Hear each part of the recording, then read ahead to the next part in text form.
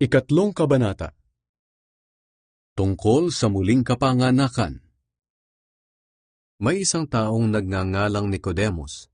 Isa siya sa mga pinuno ng mga Hudyo at kabilang sa grupo ng mga Pariseyo. Isang gabi pumunta siya kay Jesus at sinabi, "Guro, alam naming isa kayong tagapagturo na mula sa Diyos, dahil walang makakagawa ng mga himalang ginagawa ninyo, maliban kung sumasa Kanya ang Diyos." Sumagot si Jesus, "Sinasabi ko sa iyo ang totoo. Hindi mapapabilang sa kaharian ng Diyos ang hindi ipinanganak na muli." Nagtanong si Nicodemus, "Paanong maipapanganak muli ang isang taong matanda na? Hindi na siya pwedeng bumalik sa tiyan ng kanyang ina upang ipanganak muli?" Sumagot si Jesus, "Sinasabi ko sa iyo ang totoo. Hindi mapapabilang sa kaharian ng Diyos ang hindi ipinanganak sa pamamagitan ng tubig at banal na espiritu. Ang ipinanganak sa pamamagitan ng tao ay may pisikal na buhay. Ngunit ang ipinanganak sa pamamagitan ng banal na espiritu ay nagkakaroon ng bagong buhay na espiritual. Kaya huwag kang magtaka sa sinabi ko sa iyo, na kailangang ipanganak kayong muli. Ang hangin ay umiihip kung saan ito gusto. Naririnig natin ang ihip nito, ngunit hindi natin alam kung saan nanggagaling o saan pupunta. Ganoon din ang sino mang ipanganak sa pamamagitan ng banal na espiritu." Nagtanong si Nicodemus, "Paano pong mangyayari iyon?" Sumagot si Jesus, "Isa kang tanyag na tagapagturo sa Israel, pero hindi mo ito alam? Sinasabi ko sa iyo ang totoo. Ipinapahayag namin ang nalalaman at nasaksihan namin, ngunit hindi ninyo tinatanggap. Kung hindi kayo naniniwala sa mga sinasabi ko tungkol sa mga bagay dito sa mundo, paano pa kaya kayo maniniwala sa mga sasabihin ko tungkol sa mga bagay sa langit?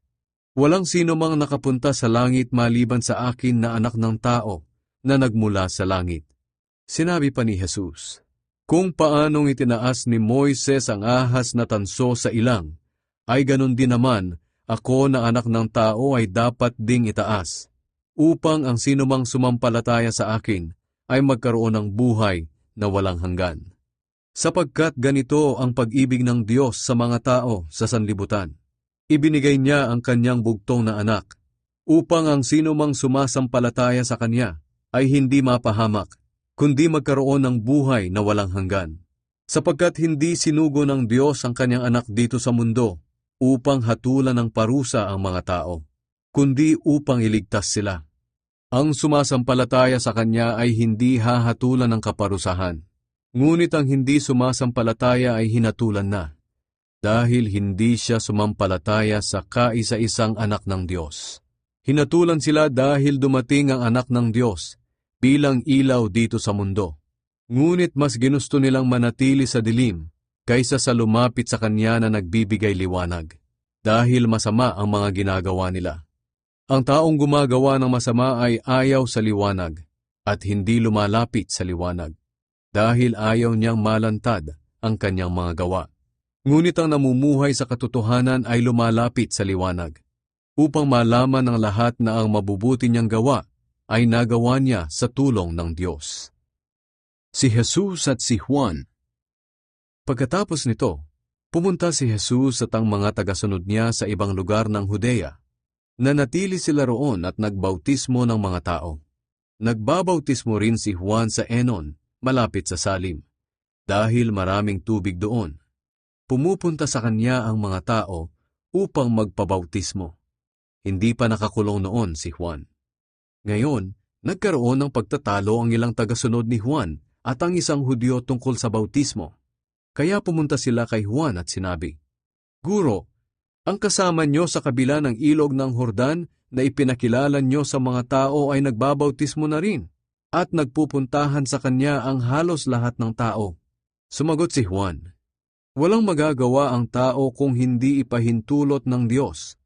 Kayo na rin ang makakapagpatunay na sinabi kong hindi ako ang Kristo.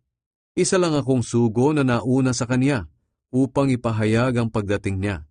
Kagaya sa isang kasal, ang babaeng ikakasal ay para sa lalaking ikakasal, at ang abay na naghihintay ay natutuwa sa pagdating ng lalaking ikakasal. Ganoon din sa akin. Tuwang-tuwa ako ngayon na lumalapit na ang mga tao kay Jesus. Kailangang lalo pa siyang makilala at ako na may makalimutan na. Ang nagmula sa langit. Sinabi pa ni Juan, si Kristo'y nagmula sa langit, kaya dakila siya sa lahat. Tayo naman ay tagalupa at nagsasalita tungkol lang sa mga bagay dito sa lupa. Ngunit si Kristo na nagmula sa langit ay dakila sa lahat. Ipinapahayag niya ang nakita at narinig niya sa langit. Ngunit ilan lang ang naniniwala sa kanyang pahayag. Ngunit ang naniniwala sa pahayag niya ay nagpapatunay na totoo ang mga sinasabi ng Diyos. Sapagkat si Kristo na sinugo ng Diyos ay nagpapahayag sa atin ng mga sinasabi ng Diyos, dahil lubos na ipinagkaloob sa Kanya ang banal na Espiritu. Mahal ng Ama ang Kanyang anak, at ipinailalim sa kapangyarihan niya ang lahat. Ang sumasampalataya sa anak ng Diyos ay may buhay na walang hanggan. Ngunit ang hindi sumusunod sa Kanya ay hindi magkakaroon ng buhay na walang hanggan, kundi mananatili sa Kanya ang galit ng Diyos.